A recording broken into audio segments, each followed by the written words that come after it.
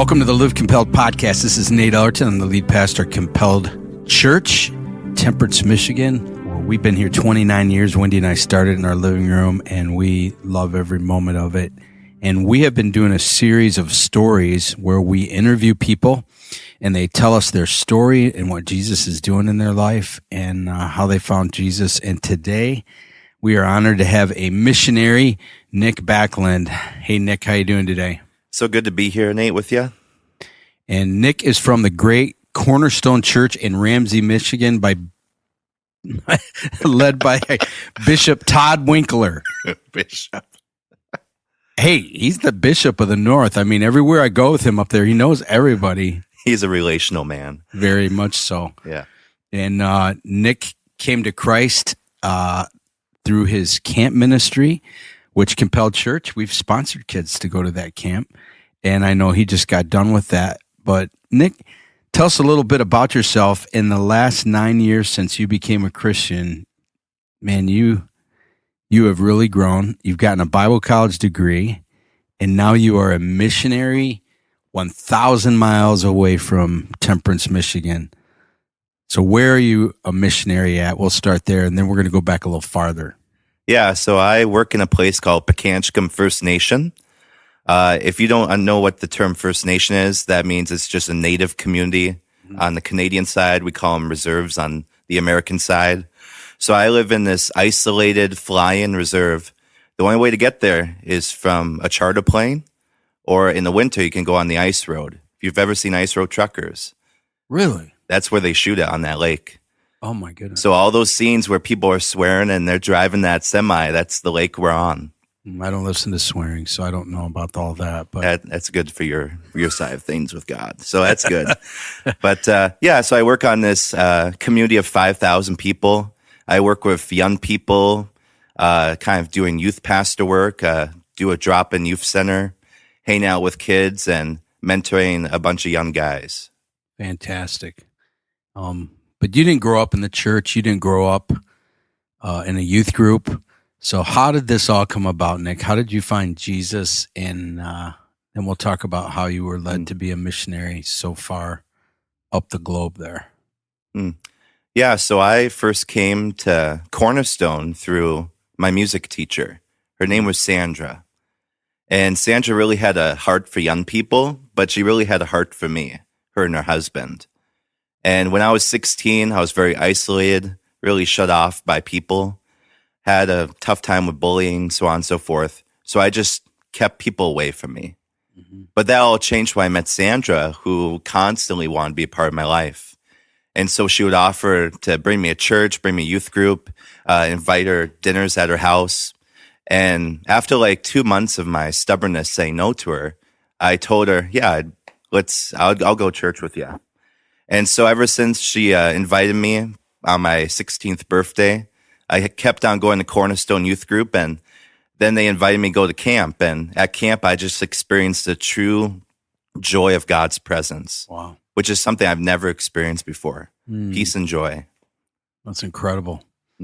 That camps that Todd and Cornerstone has been doing literally for decades. I remember over 15 years ago, we took our youth group and I spoke at them and we counseled. We did that a couple years. So it was a long time ago, maybe more than 20 years ago. Maybe. You had a group that came in 2020. Yeah, with Dusty and all them. Pastor Dusty came in. That's incredible.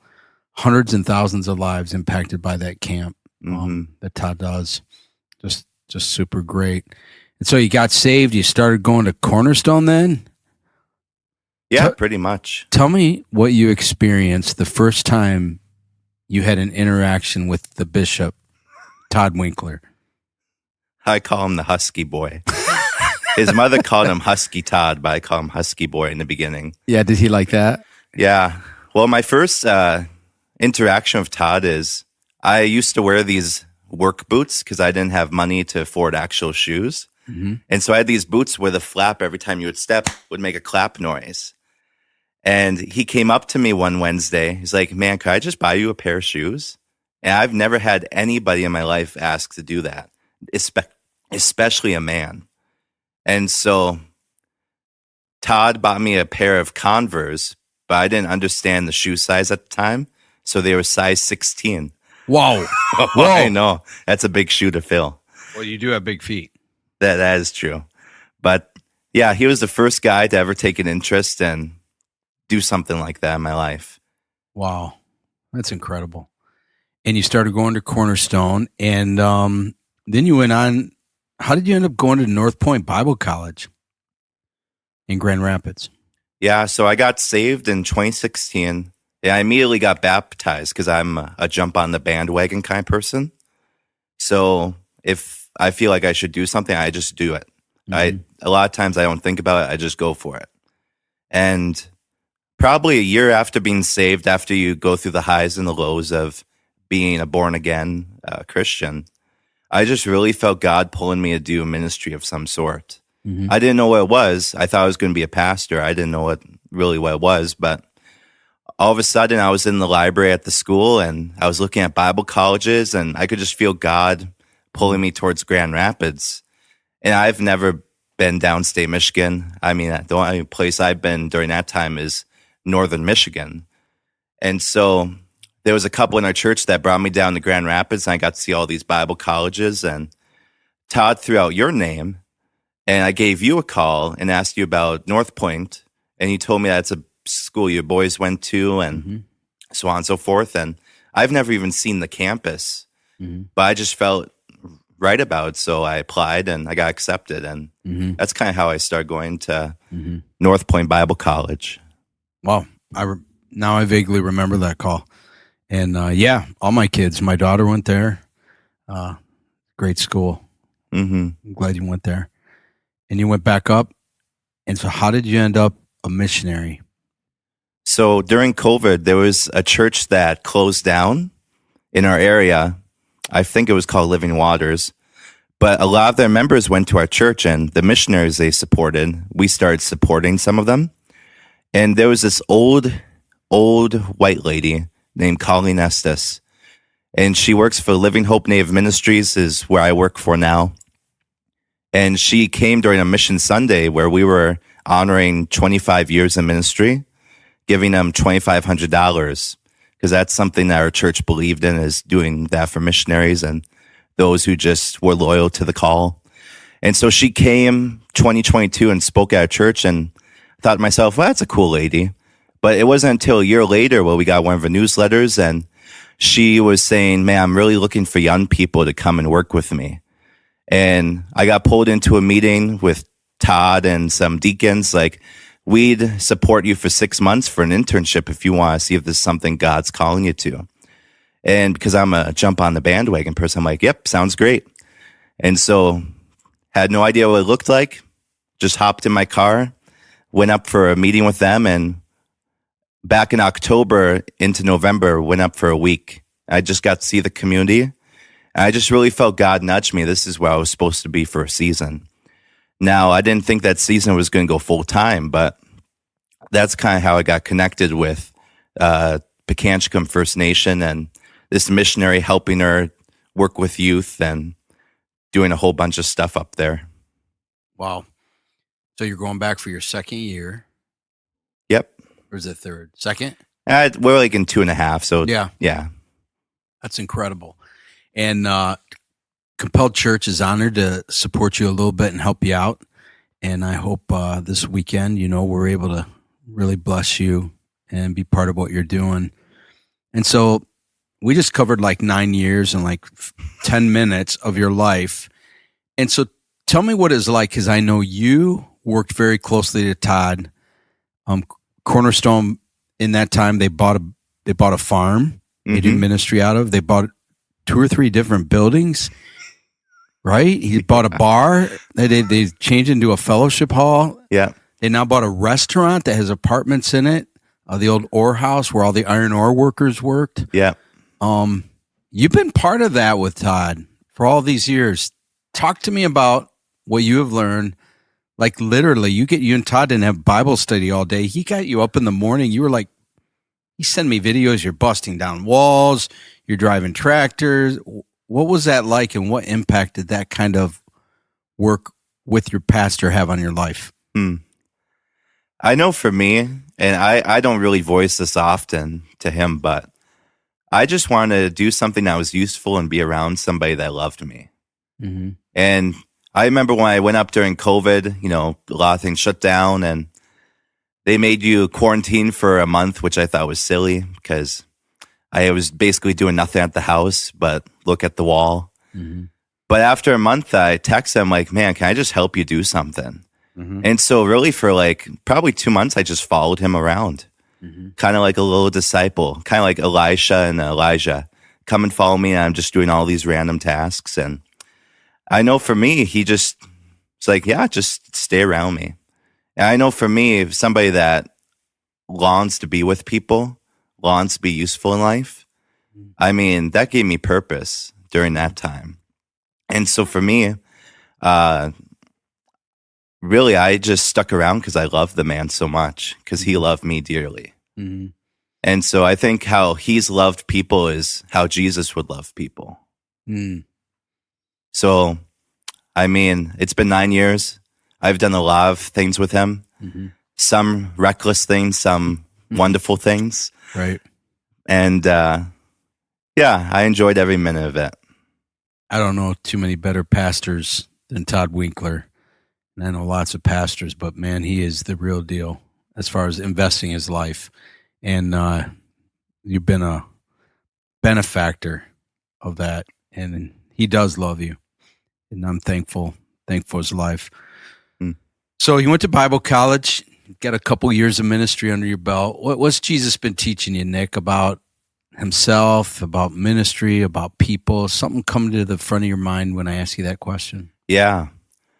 So as I've been working up on that native reserve after Bible college, he started speaking to me a lot about presence and just how being present with people, not speaking, not talking, just being present with them is probably the greatest thing that he wanted me to learn.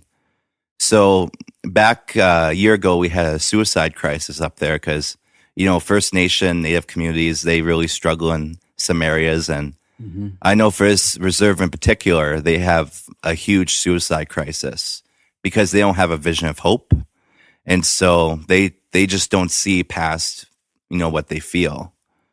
And I know one of the things he was telling me is there was a month and a half where we had over 30 funerals. Oh, man. I know. That's like a funeral week almost. And I was sitting with a bunch of guys who lost one of their friends to alcoholism and suicide. And boy, sometimes you get in those situations, what do you say? Right. But you know what? As I was sitting with these group of guys, I just felt God speak as like, man, just sit there, don't talk. Sit there and don't talk. And then all of a sudden, God starts working. And you just hear these guys just weep out, and you're just there and you hug them and you hold them and you weep with them. And so what God really started speaking to me was that his presence is our presence. So because we carry Christ, when we're around these people that hurt and grieve so much, I mean, we carry his presence into these situations.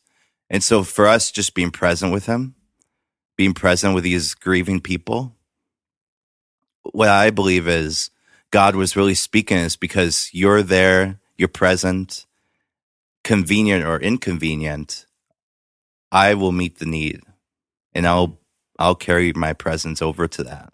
And so just being around them really shows the God of all comfort. Great.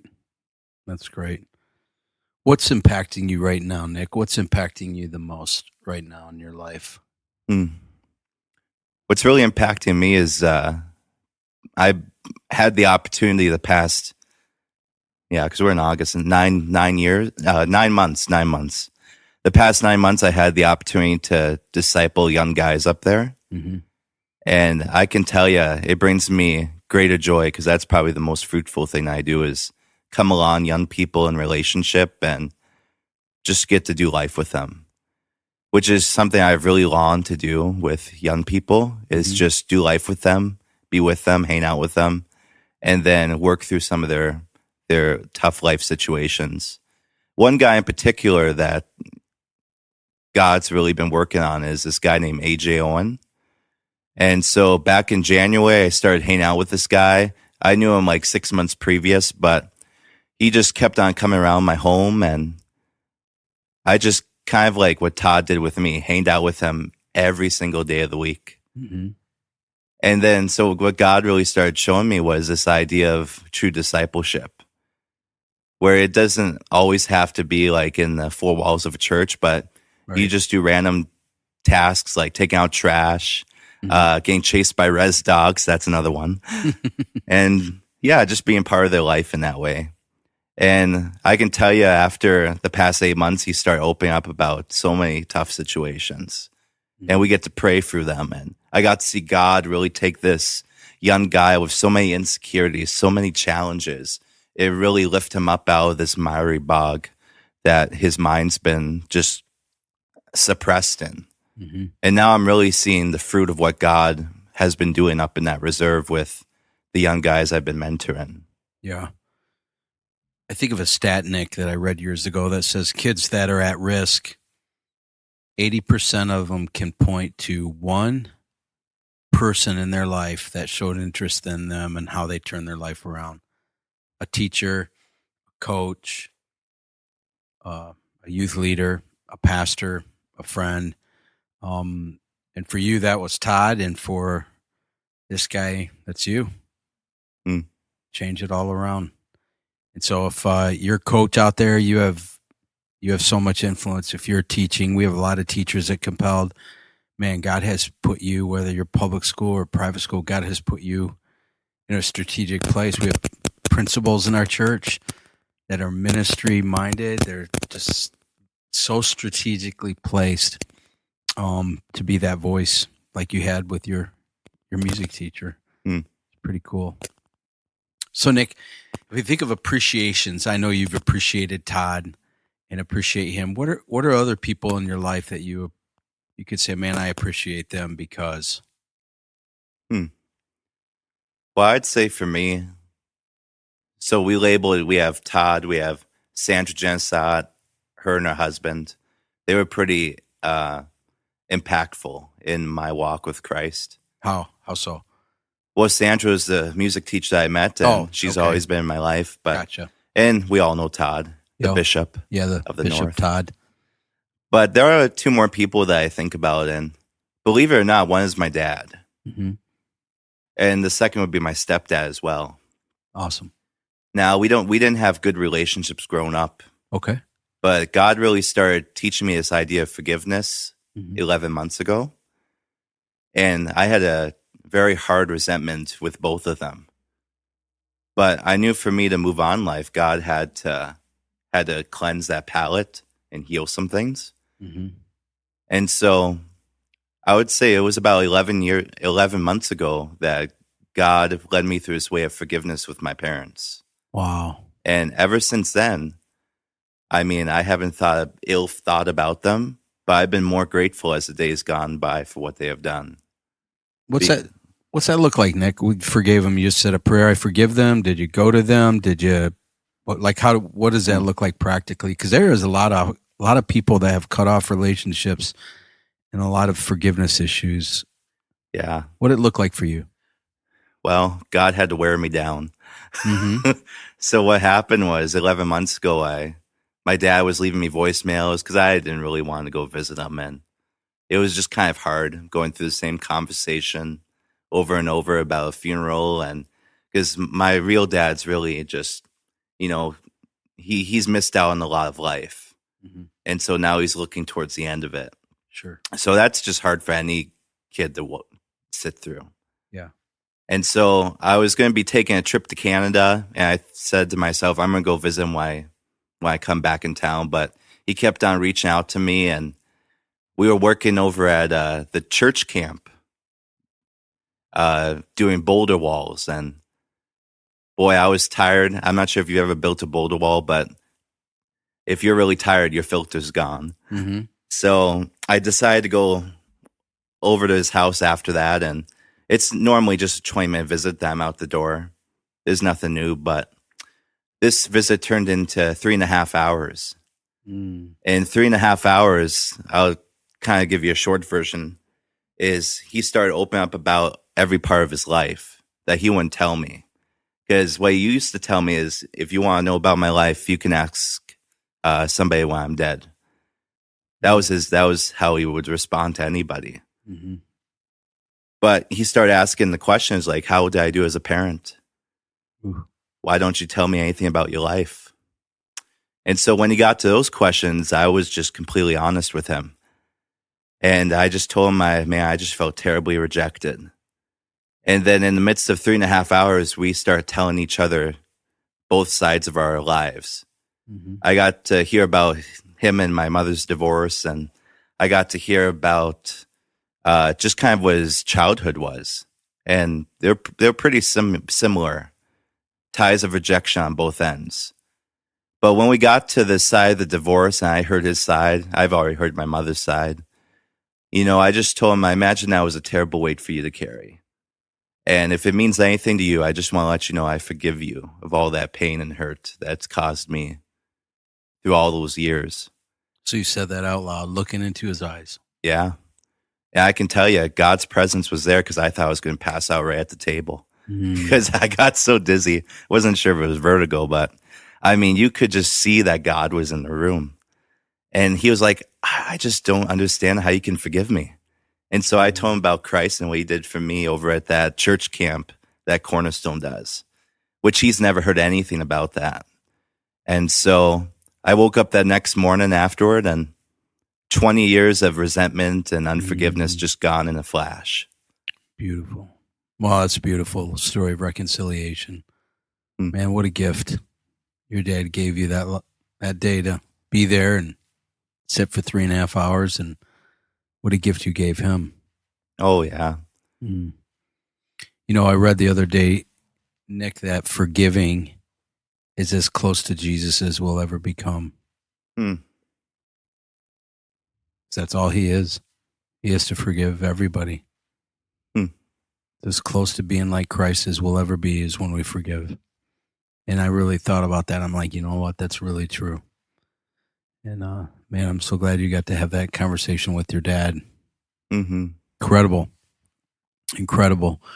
So what would you say to young adults, Nick? We got a lot of young adults in our church. You'll get to address them tomorrow. Some of them are stuck. They're going to college for careers that I'm not sure they're passionate about, but they'll make good money, and their parents sometimes just want their kids to make good money more than they want their kids to follow Christ. Not every parent, but sometimes. What would you say to the young adult that is headed a direction they don't feel necessarily like maybe the Lord wants? How could you encourage people your age?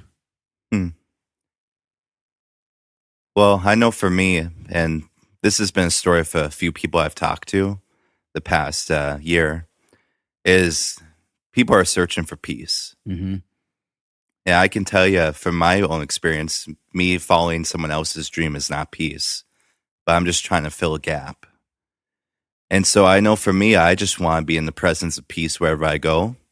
And if I'm going a direction that is not bringing me at peace, there should be a red flag there. Yeah.